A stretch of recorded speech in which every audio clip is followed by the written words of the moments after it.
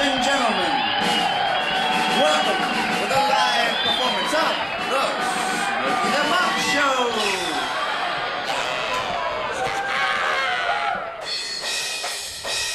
In the 1970s, Snooky the Fox was the toast of Hollywood.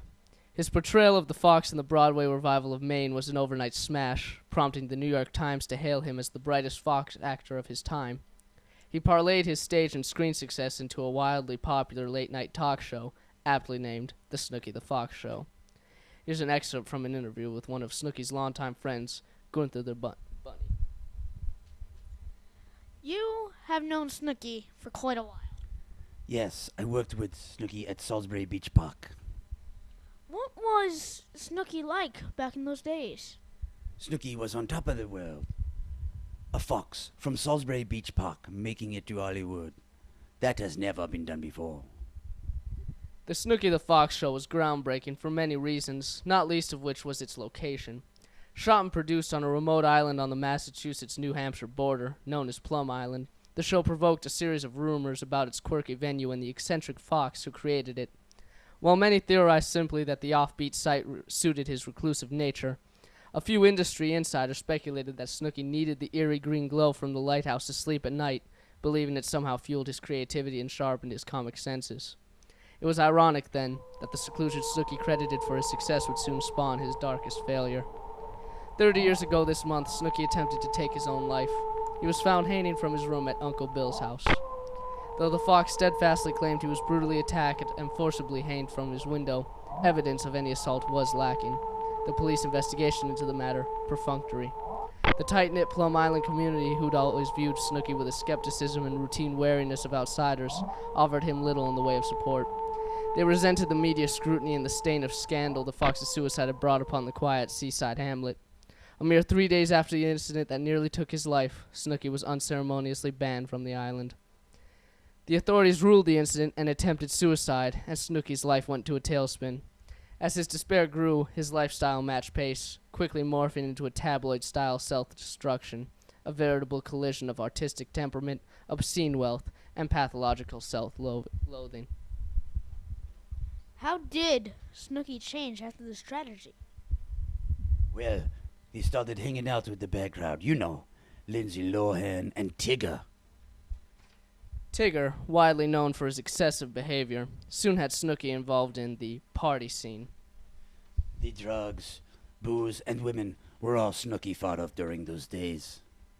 When these pictures surfaced in the tabloids, Snooky's longtime wife, Lonnie Anderson, had had enough. Lonnie, seen here after her cosmetic surgery, filed for divorce. Snooky had hit an all-time low.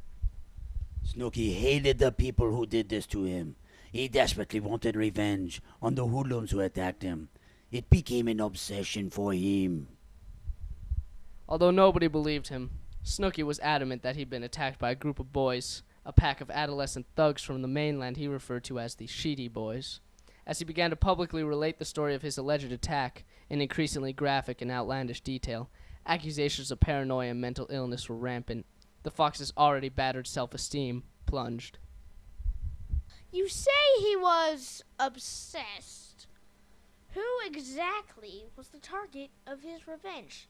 The receptacle for all this passionate hatred? Mainly, it was the leader of the group, a juvenile delinquent by the name of Chris. Christopher Sheedy, seen here in an undated photograph, was never officially implicated in any crime of violence against the fox. Snooky, however, steadfastly maintained that the West Bridgewater native was his primary assailant. Unsuccessful in pressing criminal charges, Snooky sought relief from the civil courts.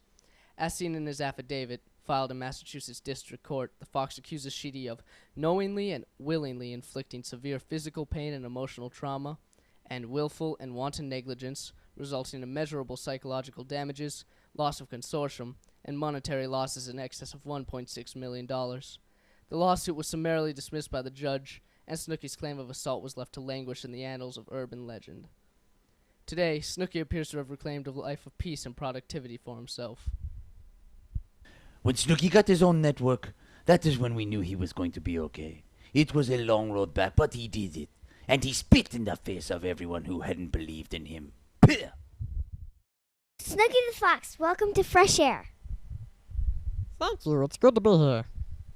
Snooky, can you tell us how you've been able to reclaim your lives from the depths of despair to become a media mogul? Well, Charlie, I'll tell you. It wasn't easy. I had to heal my soul and learn to forgive. I did a lot of yoga. Yoga? Really? Yes, it's very helpful. Heals the body and the soul. For mercy, I was able to come to an understanding of what motivated the kids who attacked me. When I found out their story, and I learned what they'd been through, it went a long way toward teaching me forgiveness. So what did you learn about your assailants? Go, Ronnie. Well, Terry, imagine the scene.